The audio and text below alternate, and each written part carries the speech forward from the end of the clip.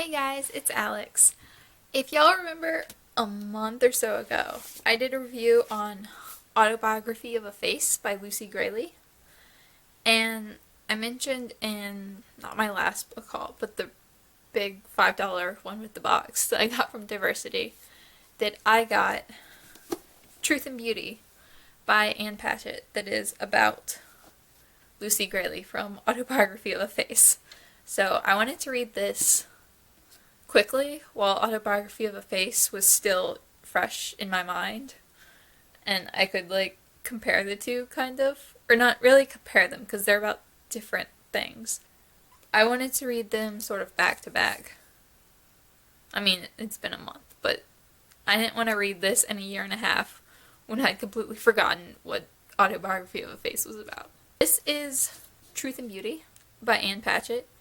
It is about Lucy Gray and basically Ann Patchett's friendship with Lucy Gray.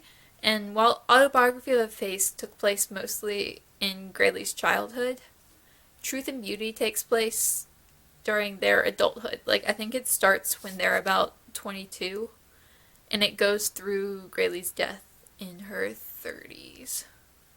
Mid-30s? Late 30s? I don't remember.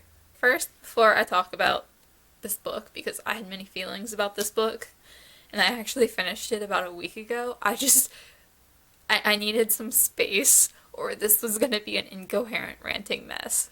But, yeah, that's a thing. I needed to calm down because there was a lot of rage, and I'll get to the rage. But first of all, this book is from the Seattle Public Library. How did a book from the Seattle Public Library turn up in a random thrift store in Richmond, Virginia? I want to know this book's journey in life. I really, really do. And sort of to preface this review, Lucy Gray's sister wrote, I think it was an op-ed for something, I forget. And I forget which sister it was. But I'll probably find it and link it down in the description if y'all want to read it. But basically what it said was she didn't want Ann Patchett to have written this book, and she didn't think it was right that Ann Patchett wrote this book, and it made her and possibly her whole family really uncomfortable, and they hated it and thought it was terrible, and they thought that Ann Patchett was capitalizing off Lucy Gray's death and their relationship, and that Ann Patchett was jealous and bitter and using Gray's fame and talent to push herself into the spotlight. I 100% recommend reading that before this book if you do read this book, just because it gives you context. And in all honesty, I read that and was like, okay, people have those feelings a lot when someone writes a true book about their deceased family member. And then I read this book and I 100% agree with everything she said. I obviously don't know these people at all, but oh my god, Ann Patchett ripped her to shreds in this book. This entire book was basically portraying Lucy as clingy and immature and codependent and incapable of life, and I don't even know, it was so awful. I just kept thinking character assassination the entire time I was reading this. And they were supposed to be friends. There was nothing friendly about this book. I get that you have to be honest. I didn't expect her to sit there and talk about how great Lucy was and how Lucy had no flaws and blah, blah, blah, blah, blah. I know when you write something like this, you do have to delve into their flaws and their weaknesses. But that was pretty much all she did. It felt like the only positive things she ever said about Lucy were about her writing, and that she was an incredibly talented writer, and there was very little redeeming her as a person. It made me really uncomfortable to read. This book was published in, I believe, April of 2004. And Lucy Gray died in December of 2002. That's about 16 months. Like, in stores, published. Less than 16 months after her supposed best friend died, and she wrote all this crap about her. I would be super pissed if someone did that to one of my friends or to me or something. I was vaguely horrified reading this. I got the distinct impression that she didn't like Lucy at all, and that the only reason they were friends was because she recognized Lucy's talent and, I don't want to say fame because she wasn't famous really when they became friends, but like her ability to get fame. And I feel like Ann Patchett recognized that early on and like clung to Lucy and became friends to better her own life and to push her own writing forward. I don't know if that's true. I don't know these people. That was just my impression from reading this book, that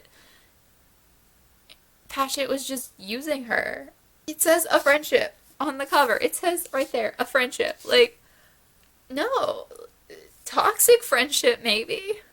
Terrible, horrible friendship. They just spent the entire book dragging each other down and making each other's lives worse and saying and doing terrible, awful things to each other. And frenemies, more like it. Even the vaguely positive things she said about Lucy were said in the tone like, oh, you are so brave to wear that dress in public. Thinly veiled insults disguised as positive things that...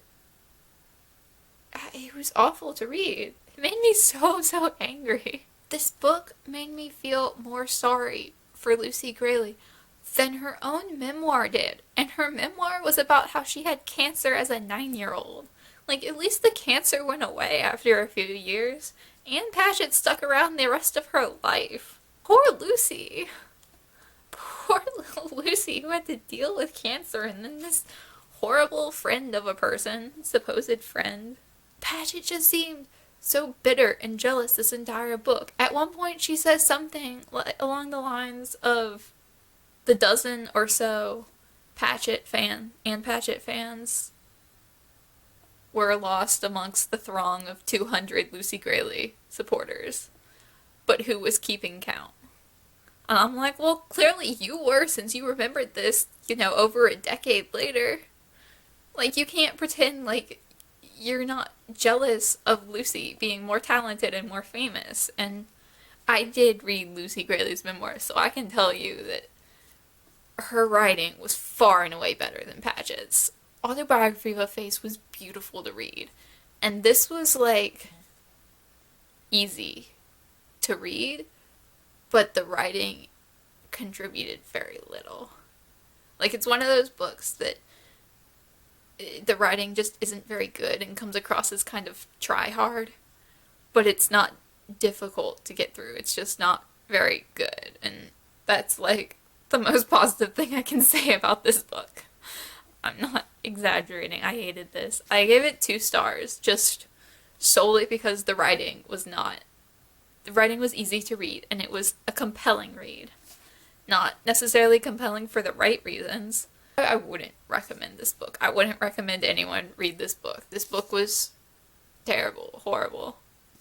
The way she portrayed Lucy Gray was so entirely negative, and they just came across as the worst possible friends. And I was reading these reviews and they were like, oh, it's an endearing story of a great friendship. And like, there was nothing endearing about this. This was horrible. Like, just watching if this book is accurate, which I have no reason to suspect that it's not, other than Patchett exaggerating Lucy's negative traits and being biased, but like, it read as mostly true. So assuming that it is true, these were 2 really toxic people who dragged each other down and were super codependent for over a decade. And that's what this is about. Like, a toxic codependent friendship would be a much better descriptor of this book than a friendship. If you do read this, which I can't imagine many people would be interested in it unless you know Patchett or Lucy Gray at all. But I would recommend you read Autobiography of a Face first, and then read Lucy Gray's sister's op-ed on this book, and then read this book. And I would also suggest getting it from a library or a used bookstore so you don't support this author. Like, I hadn't read anything by her before, just because I didn't know her at all. But now, like, in all honesty, I will actively avoid her books from now on. Like, I doubt it will be hard, because she's not very famous. I think Bel Canto is the most famous thing she's ever written, and, like, no one's heard of it. Lucy Gray, far and away the better writer.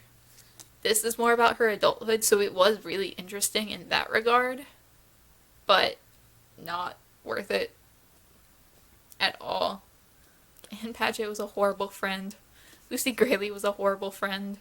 They were super codependent. Like, they just kept trying to, like Lucy Gray in this book relied on Anne Patchett for basically everything and for keeping her functioning. And Anne Patchett kind of relied on Lucy Gray relying on her, and she, like, wanted to be Gray's caretaker, was what I got. It made me so angry. There was one point where Gray was struggling with writing a novel that she'd pitched and sold and all that. And Anne Patchett, this might have been when she was addicted to drugs, or getting addicted, or going through suicide attempts. There was lots of, this is very, very dark, but she was going through some stuff, and Anne Patchett was basically like, well, if it's putting too much pressure on you, then I could write it for you, and you could just put your name on it. And that just struck me as, like, vaguely sociopathic. Like, the kind of thing that chick from Gone Girl would have said or done. Like, dragging Lucy down so that she could get more fame, or that she could get, the acclaim, or... That's how I read this entire book. Because there was so much of it. It wasn't just a few isolated incidents. It was every page. There was something awful and passive-aggressive she said about Lucy. There was so much rage. Like, I literally had to wait this week to film this review because it made me so angry, and I was just going to rant about how horrible Anne Patchett was. But 2 stars because the writing was not truly horrible. And I usually, I don't give a lot of 1 or 5 star reviews just because 5 stars is, perfect for me. 1 star is, this book lacks any redeeming quality. And I just feel like 2 stars, because I did read it pretty quickly, and it did hold my interest. Maybe reading that op-ed first clouded my judgment, but I feel like even without that, there were points where I questioned if she was intending to write this as a toxic relationship, just because it was so blatant. And then I got to the end. Nope, she definitely didn't intend it to come across that way.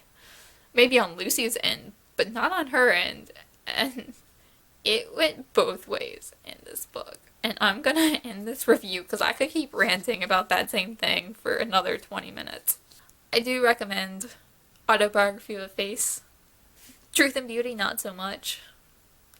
I just couldn't get into it, although it was interesting to learn about Lucy Gray's adult life after learning so much about her childhood.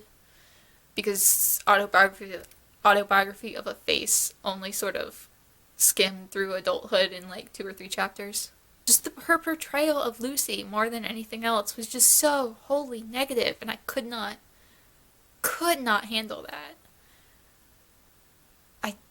I don't recommend. I don't know how many times I need to say that, but I feel like I need to keep saying it just because it made me so angry. Next one will be on Geekarella, so that will be slightly more positive, because that book was surprisingly good.